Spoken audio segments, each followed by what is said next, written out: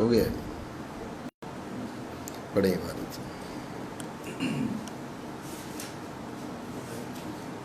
کون پڑھے؟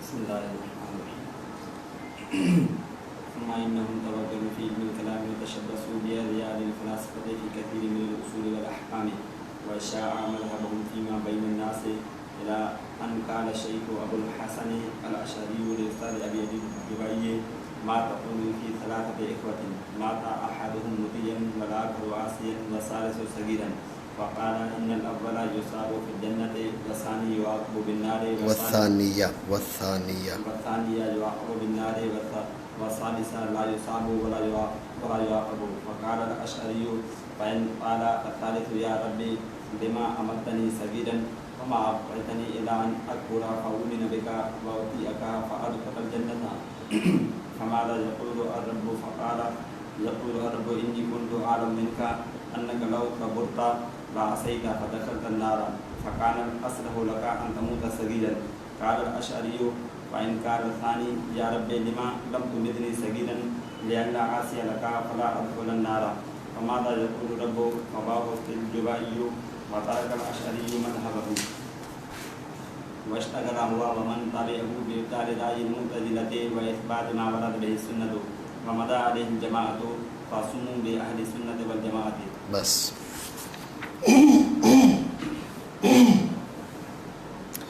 بسم اللہ الرحمن الرحیم. پہلا جو مرتبہ تھا کلام قدماء کا، تو اس میں یہ بات بیان ہوئی کہ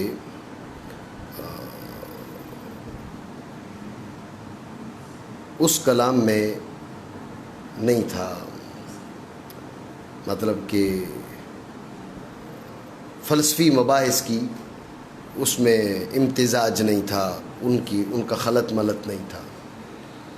بات سمجھے؟ اب یہ جو ہے نا مباحث فلسفیہ کیسے داخل ہوئے مباحث کلامیہ کے اندر، کتب کلامیہ کے اندر، جی اس کے بارے میں بیان کر رہے ہیں. کہہ رہے ہیں کہ پھر ثم انہم توغلوا فی علم الکلام، انہم سے مراد ہے معتزلہ. اب ایک فرقہ باطلہ ہے نا، جب فرقہ باطلہ ہے جب وہ ظاہر ہوتا ہے تو اب اس کی کوشش کیا ہوتی ہے کہ بھئی اب اپنے افکار اور اپنے نظریات کو ثابت کرنے کے لیے سر دھڑ کی بازی لگائے. تو بات ہوئی تھی کہ انہوں نے قواعد خلاف وضع کی، خلاف سنت کے اور خلاف طریقے صحابہ کے. جب سنت اور طریقے صحابہ کے خلاف انہوں نے قواعد وضع کیے تو اب اگلا ان کا مرحلہ یہ تھا کہ یہ علم کلام میں انہوں نے توغل کیا یعنی بڑی شدت کے ساتھ مشغول ہو گئے نظریات اور عقائد کے معاملات میں. ٹھیک ہے، مطلب یہ ہے کہ وہ جو ہیں فقہی ابحاث ہیں ان کی طرف توجہ کم ہے. کس کی طرف توجہ زیادہ ہے؟ علم کلام کی طرف. معتزلہ کی توجہ علم کلام کی طرف زیادہ ہو گئی. ٹھیک ہو گیا. اس کے ساتھ انہوں نے کیا کیا؟ وَتَشَبَّثُوا بِأَذْيَالِ الْفَلَاسِفَةِ فِي كَثِيرٍ مِنَ الْأُصُولِ وَالْأَحْكَامِ. بہت سے اصول اور احکام سے مراد ہے احکام اعتقادیہ. اصول میں اور احکام اعتقادیہ میں فلاسفہ کا انہوں نے دامن تھام لیا بہت سے مسائل میں. معتزلہ نے، میری بات آپ سمجھ رہے ہو؟ آپ سمجھیں کہ انہوں نے جو دامن تھاما فلاسفہ کا، اس کا سبب کیا تھا؟ اس کا ایک سبب تو یہ تھا کہ جو فلسفہ عربی زبان میں منتقل ہوا یہ خلفاء عباسیہ کے دور میں ہوا، اور یہ دور تھا معتزلہ کا دور. جی ادھر دور ہے معتزلہ کا، ادھر فلسفہ یونانی زبان سے عربی زبان کی طرف منتقل ہو رہا ہے. سمجھے بات کو؟ دور ہے معتزلہ کا، اور حکومت جو ہے، حکومت میں جو لوگ ہیں خلفاء عباسیہ وہ باتیں مان رہے ہیں معتزلہ کی. میں نے پہلے آپ کو بتایا معتزلہ کی مان کر انہوں نے ایک بڑی تعداد ائمہ کی اور علماء کی ان کو شہید کر دیا. آپ سمجھ رہے ہیں؟ مزید ایک یہ وجہ بنی ان کے اس میں فلسفہ میں توغل کی. دوسری وجہ یہ بنی، انہوں نے دیکھا کہ مباحث فلسفیہ جو ہے نا اصول فلاسفہ یہ ہمارے نظریات اور عقائد کے موافق ہیں، لہٰذا اگر ہم ان کو لے کر چلیں تو ہم اپنی فکر اور اپنے نظریات کو احسن طریقے کے ساتھ ثابت کر سکتے ہیں۔ اس لیے جو معتزلہ ہیں انہوں نے مباحث فلسفی کی طرف زیادہ میلان ہوا ان کا۔ میری بات آپ سمجھ رہے ہیں؟ بعض اوقات ایسے ہوتے ہیں، کچھ ایسے اصول و ضوابط ہوتے ہیں، اگر درست اصول و ضوابط کی طرف جاؤ تو تمہارا نظریہ ثابت ہوتا ہی نہیں۔ آپ سمجھ رہے ہیں کہ یہ ضوابط کمزور ہیں، لیکن آپ کے اصول اور نظریات جو ہے وہ آسانی سے ثابت ہو رہے ہیں، تو بعض اوقات بندہ بے روی کا شکار ہو تو اس طرح اس قسم کی حرکت کر بیٹھتا ہے۔ یہ حرکت جو ہے وہ معتزلہ نے کی۔ ایک تو عربی کی جانب جو ترجمہ ہے فلسفہ کا اس دور میں ہوا، دور بھی معتزلہ کا، مزید اصول فلسفہ ان کے نظریات اور معتقدات کے زیادہ موافق تھے، اس لیے انہوں نے فلسفہ کی طرف کیا کیا، وہ زیادہ میلان کیا۔ میری بات سمجھ رہے؟ جی ٹھیک ہو گیا۔ تو اب ان کا مذہب جو ہے وہ بڑا پھیل گیا، ان کا مذہب بڑا پھیل گیا۔ یہ بات ذہن میں رکھیں کہ دور تھا خلفائے عباسیہ کا، دور خلفائے عباسیہ کا، اور انہوں نے حکومتی لوگوں سے تعلقات بنائے۔ حکومتی لوگوں سے تعلقات بنانے کی وجہ سے اب کیا ہو گیا، اب الناس والا دین ملوکہم، لوگوں کا دین وہ ہوتا ہے جو بادشاہوں کا ہو، بادشاہ معتزلی۔ اب فکر معتزلہ بہت پھیل گئی۔ توجہ رکھیں، آج کے دور میں ہمارے جو بڑے ہیں اسی لیے فرماتے رہے، قائد ملت اسلامیہ امام الشاہ احمد نورانی صدیقی رحمہ اللہ تعالیٰ، آپ کے خطابات کو آپ سنیں، آپ بھی اس بات پہ زور دیتے تھے کہ آپ سیاست کو شجر ممنوع نہ سمجھیں۔ آپ نے اپنے آپ کو مکمل غیر سیاسی بنا لیا، ہم مکمل غیر سیاسی ہیں، سیاست سے ہمارا کوئی تعلق نہیں جی۔ تو اب اس وقت آپ اس بات پہ تو نالاں ہیں کہ بھئی قادیانیت بڑی پھل پھول رہی ہے، قادیانیت کو سپورٹ کیا جا رہا ہے۔ تو قادیانیت کو سپورٹ کیوں کیا جا رہا ہے؟ سپورٹ کرنے کی وجہ یہ کہ انہوں نے پہلے ٹارگٹ اہداف متعین کیے اور مخصوص جو سیٹیں ہیں وہاں تک اپنے لوگوں کو پہنچایا۔ جب وہ لوگ وہاں پہنچ گئے، اب وہاں پہنچ کر اب لازمی طور پہ جو ماتحت عملہ ہے اس نے ماننی ہے بات۔ اس سیٹ پر بیٹھ کر انہوں نے جو کام ہے وہ اپنے کام کریں گے۔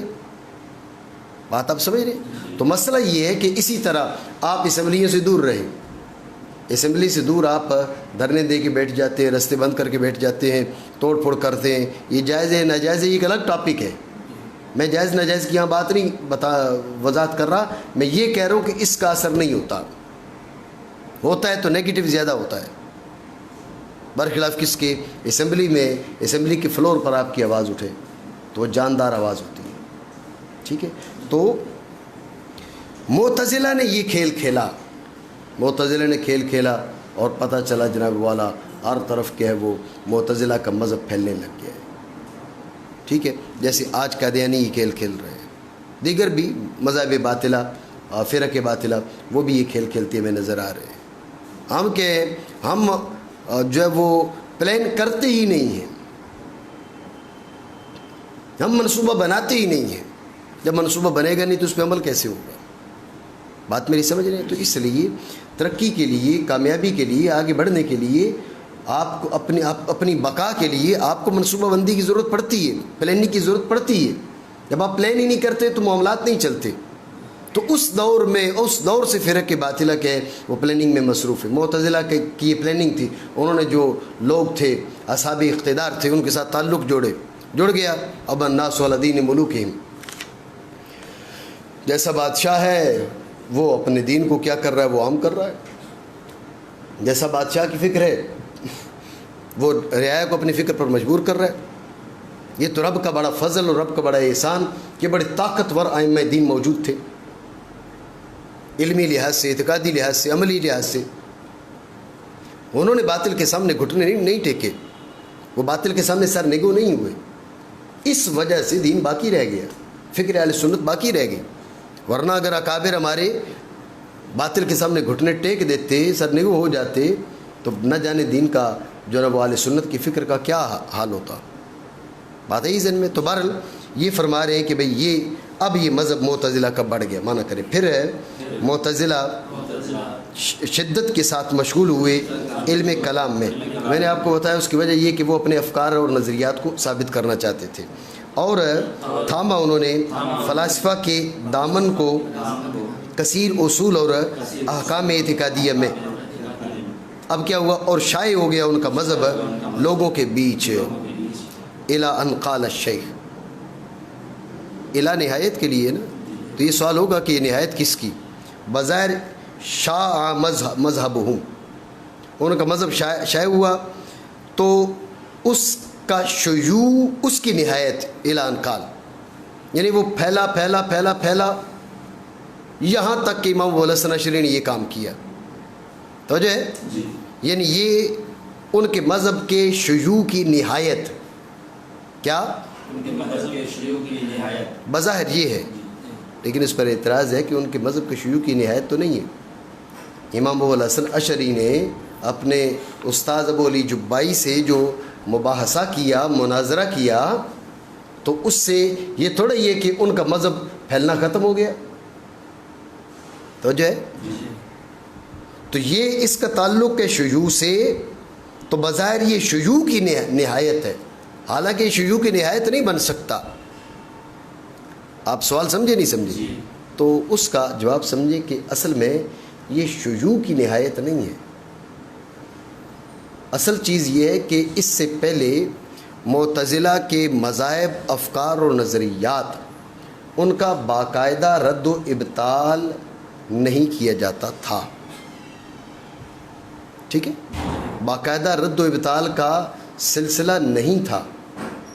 یہ جو الاً ہے نا, یہ ان کا مذہب پھیلتا رہا, بلا رد پھیلتا رہا. وہ بلا رد کی نہایت ہے. یہ پھیلا تو بعد میں بھی, لیکن اب اس کے سامنے ایک روک لگ گئی, ایک رکاوٹ کھڑی ہوگی. میری بات سمجھ رہے؟ اب اس کے سامنے ایک رکاوٹ کھڑی ہو گئی. ٹھیک ہے, تو اب یہ جو رکاوٹ ہے نا, اس رکاوٹ نے کسی قدر ان کے مذہب کا جو شیوع ہے اس میں ڈال دیا, اس میں اس کو روک لگا دی. اور یہ بات ذہن میں رکھیں, یہ اس میں اشارہ ہے اس بات کی طرف کہ ابتدا میں جب ان کا مذہب ظاہر ہوا تو ہمارے جو اکابر ہے وہ رد و ابطال کی طرف متوجہ نہیں ہوئے. کیوں؟ سارے کے سارے لوگ عقائد صحیحہ پر تھے, سب کو پتا تھا یہ فرقہ باطلہ ہے. جب یہ فرقہ باطلہ ہے تو اب اپنا وقت جو ہے ان کے رد و ابطال میں ضائع کرنے کے بجائے لوگوں کو اپنے نظریات بس بتاتے رہو اور کام کرو. سمجھ رہے ہو؟ وقت کے ساتھ انہوں نے شبہات بڑھا دیے. جب وقت کے ساتھ انہوں نے شبہات بڑھا دیے تو اب ضرورت پڑ گئی کہ نہیں, اب صرف اپنے نظریات کی جو ہے نا وہ تعلیم کافی نہیں ہے, بلکہ ان کا رد بھی ضروری ہے. میری بات آپ سمجھیں؟ اس بات کو آپ ذہن میں رکھیں کہ ایسا ہو جاتا ہے جیسے اہل سنت کے اندر کئی ایک نظریات اور کئی ایک افکار والے لوگ پیدا ہو جاتے ہیں. محمد بن عبد الوہاب نجدی پیدا ہوا, اس افکار کے لوگ پیدا ہوئے. ابتدائی دور میں چونکہ لوگ سارے کے سارے لوگ ان کو باطل سمجھتے تھے, اس لیے ان کی طرف مائل ہی کوئی نہیں ہوتا تھا. سمجھے نا؟ مطلب یہ ہے کہ ہمارے گاؤں دیہاتوں میں یہ جو وہابی ہے بڑی گالی سمجھی جاتی تھی, بڑی گالی سمجھی جاتی تھی. وقت کے ساتھ ساتھ اب لوگ وہابی ہونے لگ گئے. وہابی کہلانے میں فخر محسوس کرتے ہیں, ان کی تعداد بڑھتی جا رہی ہے.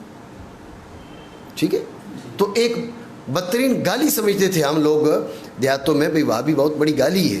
کسی کو وہابی کہہ دیا تو گویا کہ گالی دے دی. اب بات سمجھ رہے؟ تو ابتدائی دور میں جب فتنہ پیدا ہوتا ہے سارے کے سارے جانتے ہیں یہ بات ہے یار یہ جھوٹ ہے, یہ جو کہہ رہے یہ غلط ہے.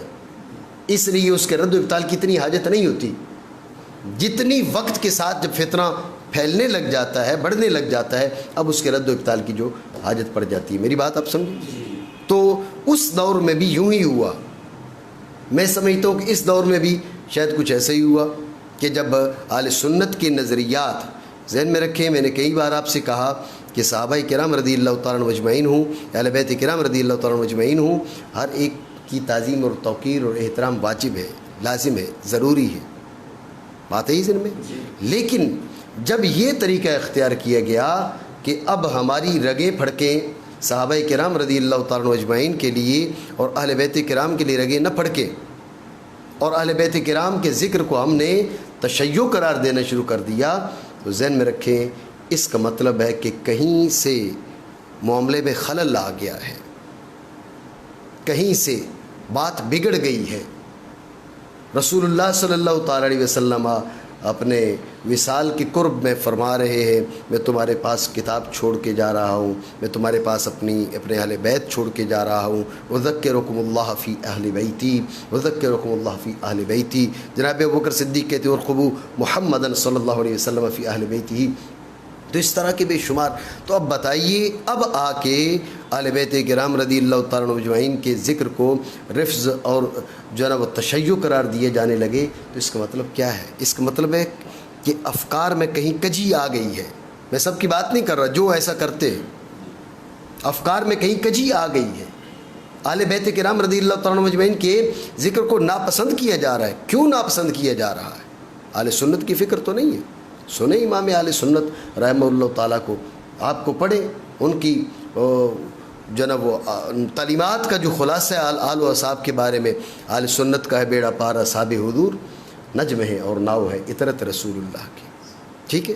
اور پھر جو اہل بیت کرام ہے، یہ بات ذہن میں رکھنا، اہل بیت کرام اور سارے کے سارے صحابہ کرام، ان کو مطلب آپ یوں کہیں بھائی ان کے ساتھ محبت اور مودت کا جو معاملہ ہے وہ سارے صحابہ اور اہل بیت کرام کے ساتھ یکساں ہو، یہ نہیں ہے۔ صحابہ کرام رضی اللہ تعالیٰ عنہ اجمعین میں سے ابوبکر صدیق افضل الناس بعد الانبیاء ہیں، ان کے بعد عمر فاروق ہیں، ان کے بعد عثمان غنی ہیں، ان کے بعد علی مرتضیٰ ہیں رضی اللہ تعالیٰ عنہ اجمعین۔ تو یہ جو افضل صحابہ ہیں ان کی بات الگ ہے، میں عمومی صحابہ کی بات کر رہا ہوں۔ عمومی صحابہ کرام رضی اللہ تعالیٰ عنہ اجمعین، ان کے مقابلے میں جب آپ اہل بیت کرام کو رکھتے ہیں تو امام اہل سنت فرماتے ہیں ہم اہل بیت کرام کے غلامان خانزاد ہیں، ہم تو خاندانی غلام ہیں ان کے۔ جی اگر اہل بیت کرام رضی اللہ تعالیٰ عنہ اجمعین کے ساتھ یہ گہری محبت اور مودت، اس کو آپ کیا قرار دیتے ہیں؟ اس کو چل رہا ہے نہیں چل رہا؟ جی تو اس کو اگر آپ تشیع قرار دیتے تو معاذ اللہ پھر تو کوئی بچے گا نہیں۔ اسی لیے امام شافعی رحمہ اللہ تعالیٰ نے بھی فرمایا کہ اگر اہل بیت کرام سے محبت جو ہے وہ یہ ہے، رفض ہے، تو پھر آپ جن و انس گواہ رہے ہیں کہ میں رافضی ہی ہوں۔ سمجھو بات کو؟ تو بات کہیں اور چلی گئی۔ تو میں یہ کہہ رہا تھا کہ بعض اوقات کچھ افکار ابتدا میں جب پھیلتی ہیں تو ان کے رد کو اتنا ضروری نہیں سمجھا جاتا، کیونکہ سب اس کو برا سمجھ رہے ہوتے ہیں، لیکن وقت کے ساتھ ان کے رد و ابطال کی حاجت ہوتی ہے۔ تو میں سمجھتا ہوں اس وقت بھی اس چیز کی حاجت ہے، جیسے بعض صحابہ کرام رضی اللہ تعالیٰ عنہ اجمعین کے ساتھ بغض رکھنے والوں کا رد و ابطال ضروری ہے، اسی طرح صحابہ کرام کا نام لے کر اہل بیت کرام رضی اللہ تعالیٰ عنہ اجمعین کی شان کو نہ ماننا یا کم کرنا یا ان کی محبت اور مودت کو تشیع قرار دینا، ان کا رد و ابطال بھی ضروری ہے۔ سمجھے؟ تو اپنے اولادوں کو، اپنے اہل خانہ کو، اپنے بچوں کو، اپنی نسلوں کو رسول اللہ صلی اللہ تعالیٰ علیہ وسلم کے اہل بیت کرام کی محبت سکھاؤ گے تو یہ محبتیں باقی رہیں گی۔ اگر ایسے لوگوں کے سہارے پر چھوڑ دو گے کہ جن کو اس چیز کی پرواہ نہیں کہ ہماری کشتی کدھر جا رہی ہے، تو پھر اللہ ہی مہربانی فرمائے تو ہمارا مسئلہ حل ہو سکتا ہے۔ بات سمجھے؟ تو یہی معاملہ اس دور میں ہوا کہ معتزلہ پھیلنے لگ گئے تو ابتدائی طور پر ان کے رد و ابطال کا اہتمام نہیں کیا گیا، لیکن جب زیادہ پھیل گیا تو اب جناب امام ابو الحسن اشعری رحمہ اللہ تعالیٰ نے اہتمام کیا۔ بات سمجھے؟ امام ابو الحسن اشعری رحمہ اللہ تعالیٰ شاگرد تھے ابو علی جبائی کے۔ کس کے؟ جبائی اور جبائی دونوں درست ہیں، بات کی تشدید اور تخفیف، جبائی اور جبائی دونوں صحیح ہیں، ٹھیک ہے۔ تو ابو علی جبائی کے شاگرد تھے۔ ابو علی جبائی معتزلی تھا۔ ذہن میں رکھیں کہ معتزلہ میں سے بعض کی رائے یہ ہے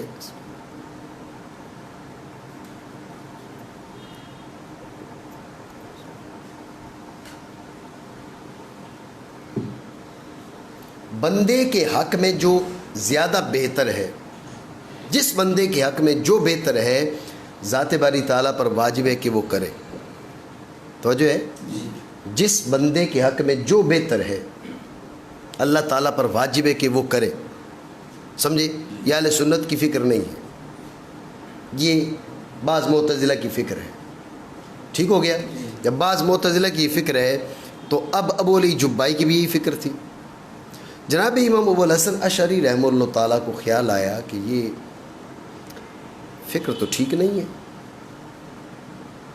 جب آپ کو اندازہ ہوا کہ یہ فکر صحیح نہیں ہے، اللہ رب العالمین جب ہدایت عطا فرمائے، ہدایت نصیب فرمائے، اب ابو علی جبائی سے امام ابو الحسن اشعری رحمہ اللہ تعالیٰ نے مناظرہ کرنا چاہا، مباحثہ کرنا چاہا. آپ نے کہا اپنے استاذ کو کہ یہ بتائیے کہ 3 بھائی ہیں، ایک کافر مرا، ایک مسلمان مرا اور ایک بچہ بچپن میں مر گیا، تو یہ کہاں جائیں گے؟ کہا کافر جہنم میں جائے گا، مسلمان جنت میں جائے گا، اور بچہ نہ جنت میں نہ جہنم میں. توجہ ہے؟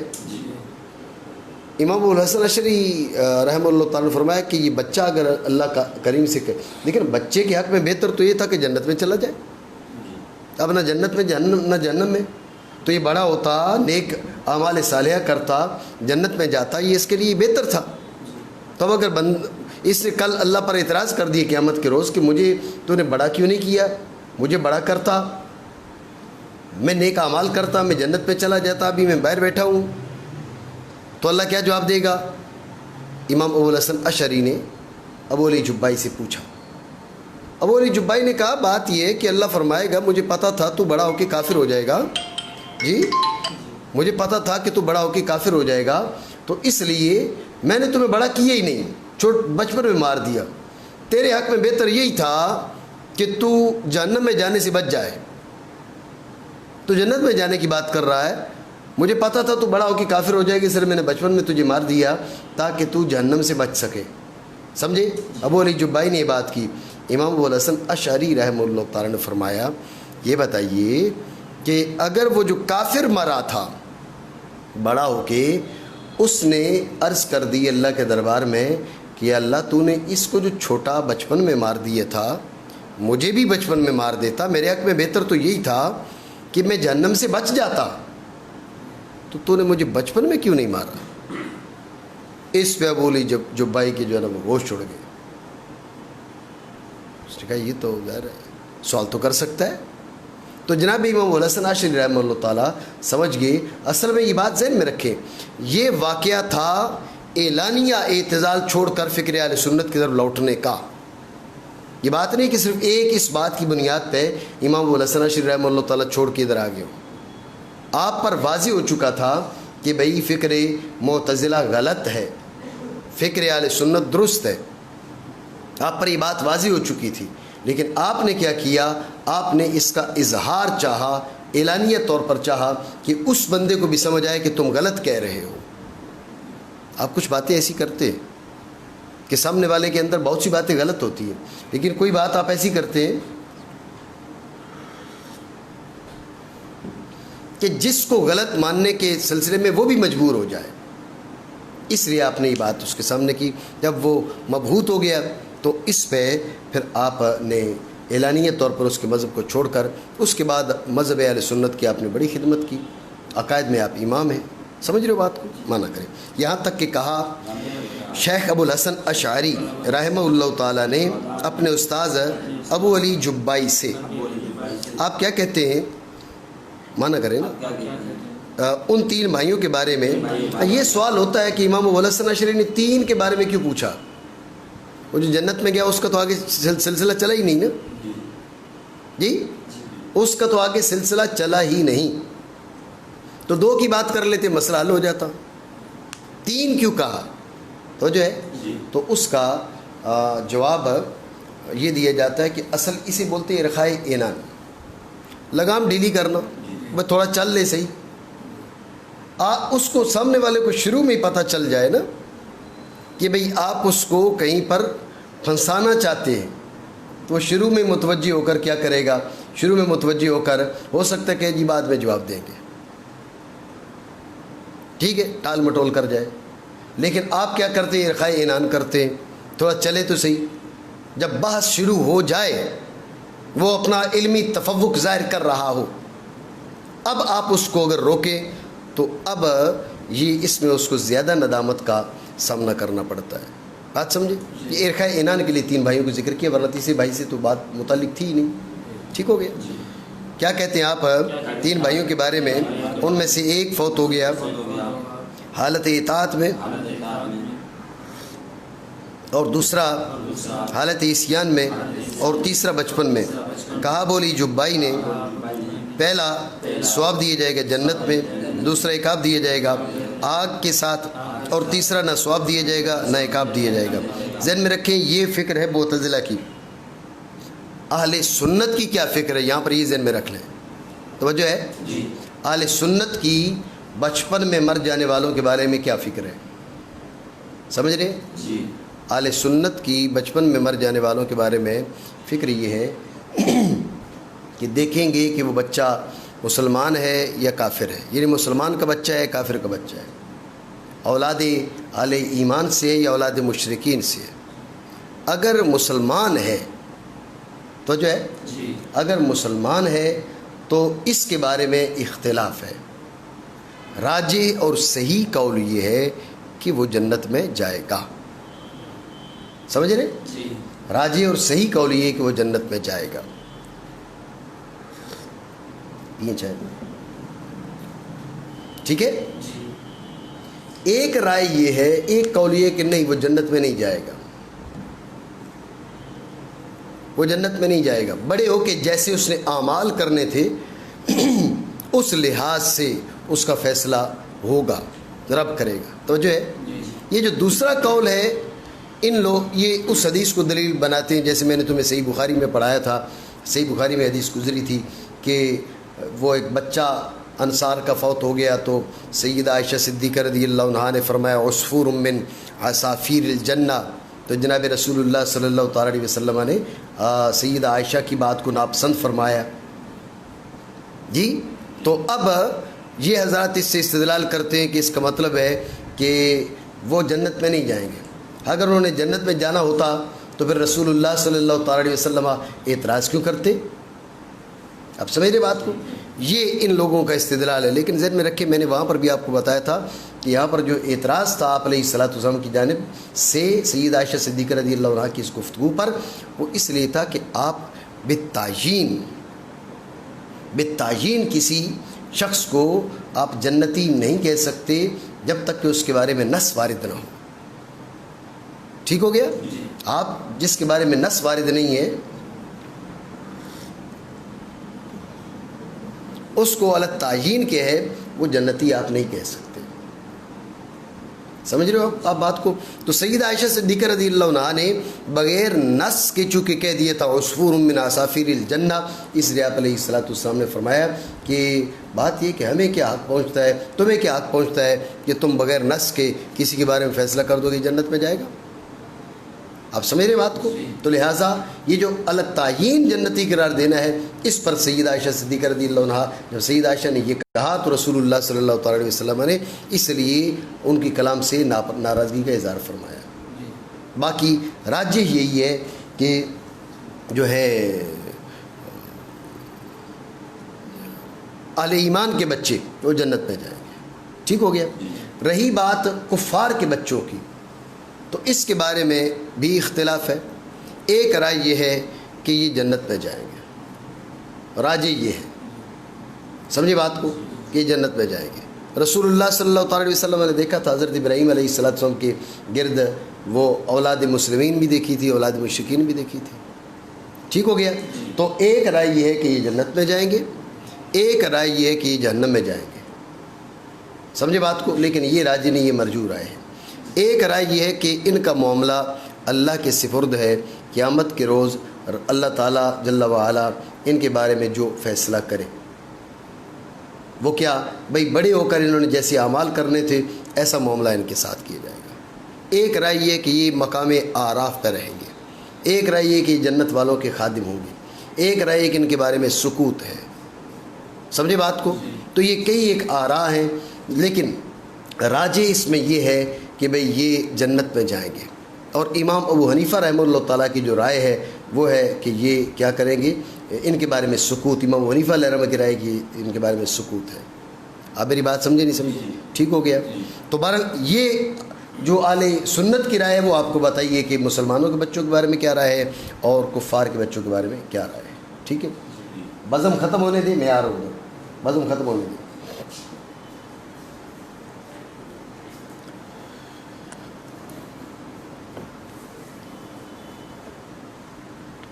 کہا امام ابو الحسن اشعری نے، اگر تیسرا کہے اے میرے پروردگار تو نے مجھے بچپن میں کیوں نہیں مار ڈالا اور مجھے کیوں باقی رکھا بڑے ہونے تک کہ میں تجھ پہ ایمان لاتا۔ نہیں تو تیسرا وہ تو ہو گیا نا۔ قائم والحسن اشعری نے اگر کہے تیسرا وہی بچہ، اے میرے پروردگار تو نے مجھے بچپن میں کیوں مار ڈالا، مجھے کیوں نہیں باقی رکھا بڑے ہونے تک کہ میں ایمان لاتا، تیری اطاعت کرتا تو جنت میں داخل ہو جاتا۔ تو رب کیا فرمائے گا؟ کہا بولی جبائی نے، رب فرمائے گا میں جانتا تھا تیری جانب سے کہ اگر تو بڑا ہوگا نافرمانی کرے گا آگ میں چلا جائے گا تو تیرے لیے بہتر یہ تھا کہ تو بچپن میں مر جائے۔ کہا امام اشعری نے اگر دوسرا بولے اے میرے پروردگار تو نے مجھے بچپن میں کیوں نہیں مارا تاکہ میں تیری نافرمانی نہ کرتا، آگ میں نہ داخل ہوتا، تو رب کیا فرمائے گا؟ فبوہت الجبائی، بوہیتا اور باہوتا دونوں صحیح ہے، بوہیتا اکثر ہے، زیادہ مشہور ہے جی۔ جبائی کے ہوش اڑ گئے، یہ کیا ہو گیا جی؟ مبہوت ہو کے رہ گیا اور لاجواب ہو کے رہ گیا، سمجھے بات کو؟ اور امام الحسن اشعری رحمہ اللہ تعالیٰ نے مانا کرے چھوڑ دیا اس کا مذہب اور مشغول ہو گئے آپ اور آپ کے پیروکار معتزلہ کی رائے کو کے ابطال میں۔ صرف ابطال نہیں، ساتھ کیا ہونا چاہیے؟ اور اس بات اس کا جس کے مطابق وارد ہوئی سنت اور جاری ہوئی اس پر جماعت، یہ پھر اہل سنت و جماعت کہلانے کی وجہ کی طرف اشارہ، تو نام رکھا گیا اہل سنت و جماعت۔ توجہ ہے، ذہن میں رکھیں امام ابو الحسن اشعری رحمہ اللہ تعالیٰ وہ امام ہیں عقائد کے، آپ کے جو پیروکار ہیں ان کو اشعری کہا جاتا ہے اور اشاعرہ کا اطلاق کیا جاتا ہے۔ ٹھیک ہو گیا؟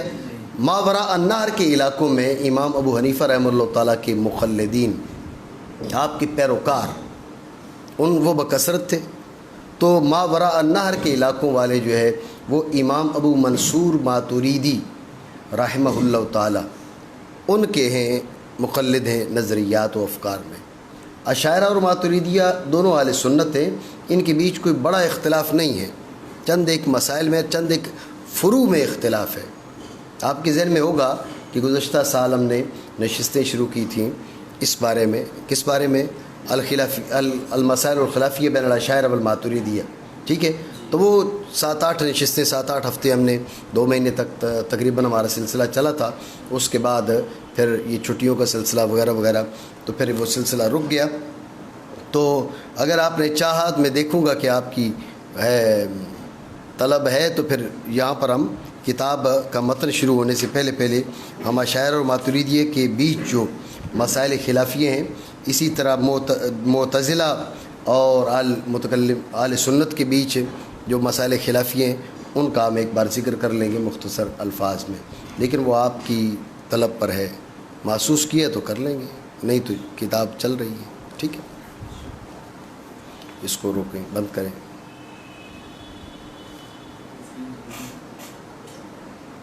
ٹھہریں۔